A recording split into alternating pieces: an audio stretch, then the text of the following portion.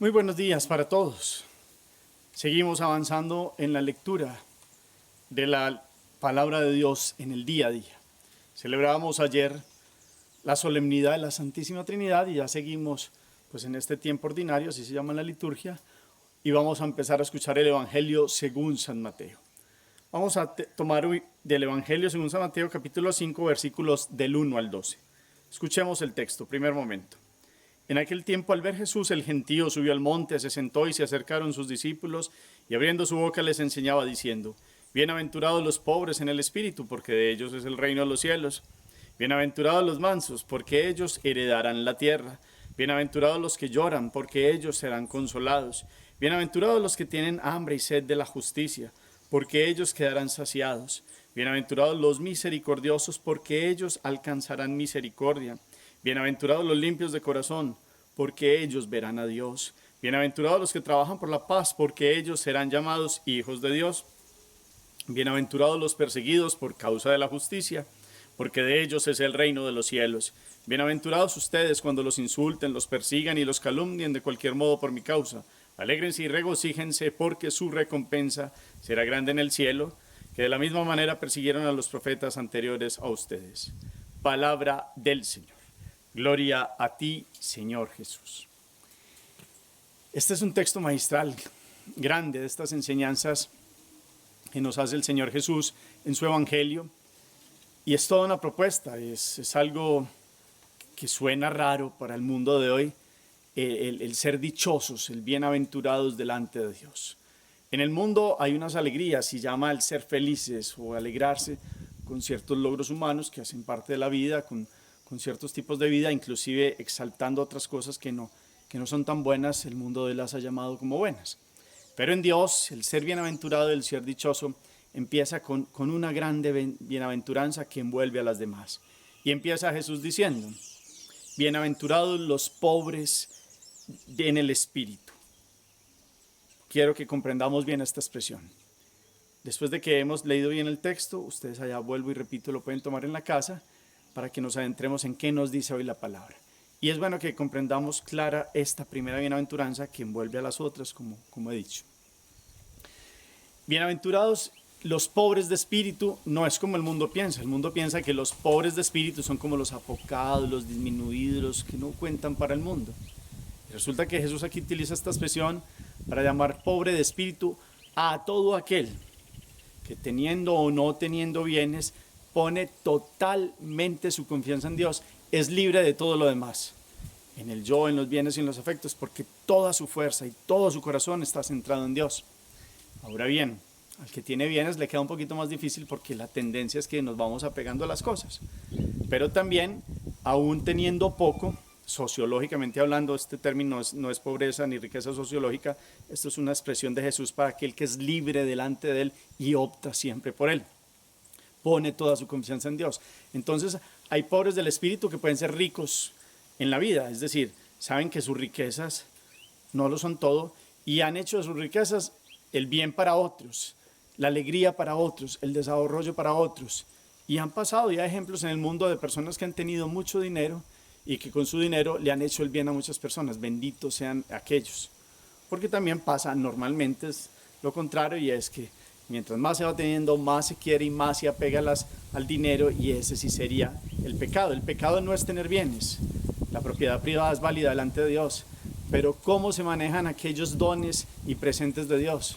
Todos estos recursos, ¿cómo sirven de bendición para otros? Benditos sean aquellos que teniendo dinero hacen que otros puedan estudiar, salir adelante, tener trabajo, y son como una fuente dinámica que ayuda a los demás a salir adelante. Serán como estrellas luminosas en el cielo, por así decirlo, porque han sabido para qué son las riquezas. Puede pasar lo contrario, y pasa mucho que el corazón se aferra tanto a eso que se vuelven como un ídolo.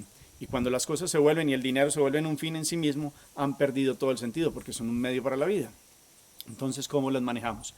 También puede pasar que alguien teniendo pocos bienes, o sea, pobre sociológicamente, no sea pobre en el espíritu, porque tiene rabia, porque tiene ira, porque tiene envidia, porque pues, su corazón ha tenido ciertas actitudes que no son. El que tiene pocos bienes, poniendo toda su confianza en Dios, los que llama el Anahuín, el Señor, porque están más libres de tenerse que ocupar de tantas cosas, pueden poner su confianza en Dios, pueden levantarse alegres todos los días, trabajar sin el problema de tener que cuidar riquezas, pues trabajan y se esfuerzan y vendrá la bendición para ellos. Y del esfuerzo y del trabajo, tarde que temprano vendrá una fuerza y una bendición para Dios. Entonces su corazón tampoco se puede caer en ciertas actitudes de deseos ante otros. Entonces aquí la cuestión no es de bienes o no. Vuelvo y repito, cuando más se tienen hay un peligro de que haya lo que llamamos la concupiscencia de los ojos. Quiero abarcar más, quiero tener más y me olvido de los otros, y ese es el problema del egoísmo. El problema del otro lado es que teniendo poquito puede caer en envidias, en rabias, en iras y en malos deseos. Aquí pongamos la confianza en Dios, como aquellos anahuín de Israel que tenían solo a Dios y lo buscaban con todo el corazón, se levantaban, se esforzaban, como los hay muchos en nuestras tierras, siempre que se levantan, se esfuerzan, son alegres, son felices en medio de las dificultades. Esos son los pobres de espíritu, no los apocados ni los disminuidos. Entonces es una actitud básica, fundamental, cómo buscamos a Dios. Y las otras, pues ya nos viene haciendo un desarrollo de los mansos, porque ellos poseerán la tierra, heredarán la tierra. ¿Y por qué dice Jesús que son felices? Porque normalmente el mundo, Jesús que conoce el mundo, sabe que en el mundo se dice que los que son hábiles, astutos, ingeniosos y hasta soberbios, iracundos, son como los que dominan el mundo, y como los que están ahí calmados, como que no. Y resulta que delante de Dios esos tendrán presencia de Él, esos que tienen sabiduría de Dios, que están ahí mansos, no provocando discordias, ni peleas, ni caminando en la ira, ni en el querer pasar por encima de los demás. Esos poseerán la tierra, porque ahora en el mundo, ¿quiénes poseen la tierra? Pues los vivos, los astutos, pero en Dios la lógica es distinta, y aparece por eso llamándolos felices aquellos mansos, porque tendrán la tierra. Los que lloran, porque serán consolados, pero no lágrimas de ira, ni de rencor, ni de querer venganza, sino lágrimas en el corazón de Dios. Todos aquellos que sufren, porque en el mundo hay sufrimientos, y no se las inventó Dios, el sufrimiento del hombre. Han venido por las mismas actitudes de los hombres, pero Dios ve a aquellos que lloran en humildad, en búsqueda de Él, y Dios los consuela en su corazón. Por eso dice, serán consolados, no solo aquí, sino después en una bienaventuranza eterna también.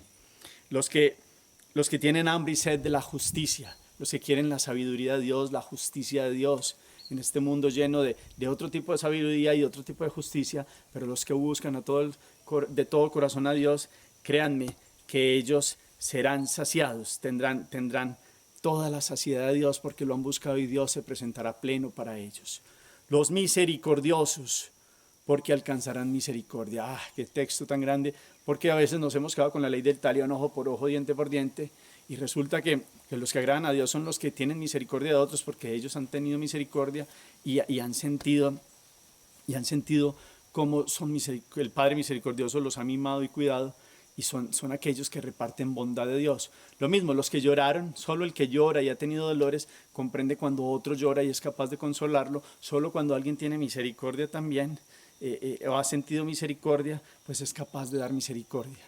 En este mundo que están rivalidades, peleas, conflictos, guerras, ¿cuánto vale alguien que verdaderamente es misericordioso, que no está juzgando, que quiere que todos conozcan a Dios y quiere tener misericordia hasta de los que nos ofenden? Acuérdense ustedes esa enseñanza de Jesús de hasta el enemigo, amar hasta que duela, que no es fácil, pero con la gracia de Dios.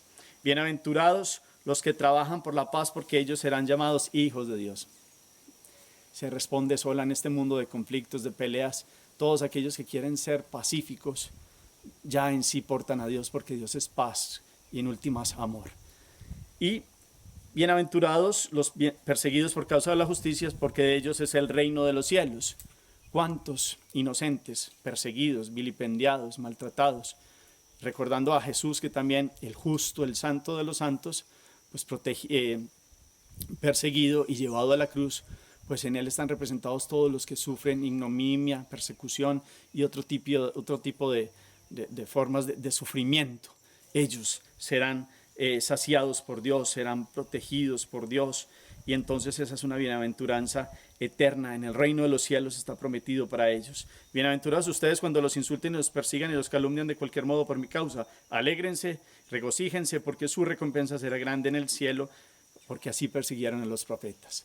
Entonces todo lo que sea persecución, todo lo que sea aplastar al que parece débil, al que quiere seguir a Dios, porque siempre cuando uno quiere seguir a Dios, decía San Pablo en estos días, prepárese porque será perseguido. Y esa es una bienaventuranza que Jesús le enseña a los apóstoles y a los que vendrán, porque no solo a veces es persecución de golpes físicos o de situaciones de estas, sino persecuciones morales, de ridiculizaciones, de un montón de cosas. Alegrémonos de seguir a Dios con todo el corazón, que Él tendrá lo mejor para nosotros. Pero tengamos en cuenta que la primera bienaventuranza, el ser pobres de espíritu, es una expresión muy grande y muy bonita. No la miremos como la dice el mundo, miremosla como la dice Dios, y es: yo puedo tener bienes, y bendito sea mi Dios si utilizo esos bienes para que otros salgan adelante, para que otros puedan tener bendición, para que haya justicia, equidad también para otros. Yo puedo saber manejar los bienes. Lo que sí tengo que tener, y esa es la meditación, a dónde va esta meditación, es: ¿qué estoy llamando felicidad? Para mí, ¿qué es ser bienaventurado? Es ser astuto como el mundo, es pasar por encima de los demás, es ser egoísta, prepotente, es tener las tres concupiscencias, la de la carne, la de los ojos y la del espíritu. El que es bienaventurado de espíritu logra controlar las tres, no es que sean malos, el yo, pues es toda la personalidad, y cómo controlo las ganas de autosuficiencia, de soberbia, de pasar por encima de los demás. El bienaventurado de espíritu es humilde y sencillo y valora a los demás porque sabe que son hijos de Dios. ¿Cómo manejo los bienes? El pobre de espíritu sabe que los puede tener, que son dones de Dios, pero los utiliza para que otros también tengan bendiciones, porque Él viene siendo como una fuente que, si tiene conocimientos, pues ayuda a que otros se esfuercen, tengan una actividad en la vida para salir adelante, y yo puedo ayudar a muchos a salir adelante. Y eso es saber manejar los bienes, las capacidades que también hemos recibido. Y el dinero no se vuelve un fin en sí mismo, sino un medio. Y también la concupiscencia de la carne es: el bienaventurado, el pobre de espíritu, es casto, es puro, tiene dominio propio y sabe cómo agradar a Dios, porque recordemos, es libre, porque lo busca totalmente a Él, porque Dios es el que le da la felicidad de la vida. Entonces, estas bienaventuranzas vienen para hacernos felices. ¿Cuál es la verdadera felicidad en Dios? Es muy distinta a la del mundo. Dios viene a decirle: ustedes están sufriendo. En el mundo hay mal y sufrimientos y un montón de cosas. Pues si ustedes están viviendo un montón de circunstancias y tienen ciertas actitudes, son misericordiosos, quieren la justicia, quieren la paz, quieren buscar a Dios con todo el corazón, aún en la persecución, las dificultades, alégrense que yo estoy con ustedes, dice Dios hoy en la palabra. Entonces meditemos la vida. Esta palabra viene hoy a sopesarnos no solo la riqueza o pobreza sociológicamente hablando, sino una actitud, una actitud. Yo puedo ser pobre porque tengo muy poquitas cosas, pero aún estar apegado a lo mínimo, a ciertas cosas con ciertas actitudes. Ese no es el pobre espíritu. El pobre espíritu es el que logra por encima de todo poner todo su corazón en Dios, toda su confianza. Es el que ha comprendido el primer mandamiento que meditamos hace poco. Entonces alegrémonos en Dios, caminemos en su presencia, hagamos oración. Dios uno y trino, enséñanos a ser bienaventurados y felices y dichosos por ser pobres de espíritu, es decir, porque nuestra riqueza está en ti. Que todo lo que tengamos y consigamos como bienes materiales los pongamos a disposición de otros, que sepamos dominar nuestra vida, nuestro cuerpo, los apetitos sensibles que tenemos, y que solo pongamos toda nuestra confianza en ti, que no pasemos por encima de los otros. Quita de nuestro corazón todo egoísmo, toda autosuficiencia, todo yo inflado y queriendo pasar por los demás. Te alabamos y te bendecimos. Enséñanos a ser mansos, misericordiosos, pacíficos, a no tener miedo de las persecuciones, a vivir en tu gracia, en tu amor y en tu misericordia, hoy y siempre. Cuarto, acción. Yo los invito para que pues miremos dónde tenemos puesto el corazón. Esa es la pregunta de hoy. ¿Mi corazón está puesto en las cosas, en las personas? ¿O verdaderamente soy un pobre espíritu porque he puesto toda mi confianza y toda mi vida está puesta en el Señor? Que ese sea el discernimiento. ¿Dónde está puesto mi corazón? Es decir, ¿dónde me esfuerzo?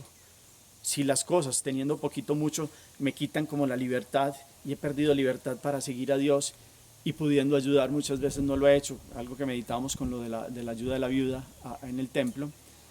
¿Cómo soy libre o no soy libre para seguir a Dios? Me he esclavizado, he estado atado a personas, bienes, hasta animales también. ¿Cuánta libertad tengo para amarlo? ¿Pongo toda mi confianza en Dios? Esas son las preguntas que me quedan. Entonces aprovechemos que el pobre de espíritu ayuda a los demás también, La ayuda es siempre una invitación de la acción de la palabra que siempre estará apareciendo también para vernos libres. Ayudemos a otros, miremos el interior, dónde está puesta nuestra confianza. Dios nos podría decir, eres pobre de espíritu, es decir, has puesto toda tu confianza en mí, eres libre para que me sigas. ¿Y cómo le puedo responder yo hoy ante esta importante pregunta? Dios los bendiga, los acompañe, los llene de su gracia en el nombre del Padre y del Hijo y del Espíritu Santo. Amén. Que tengan un feliz día en el Señor.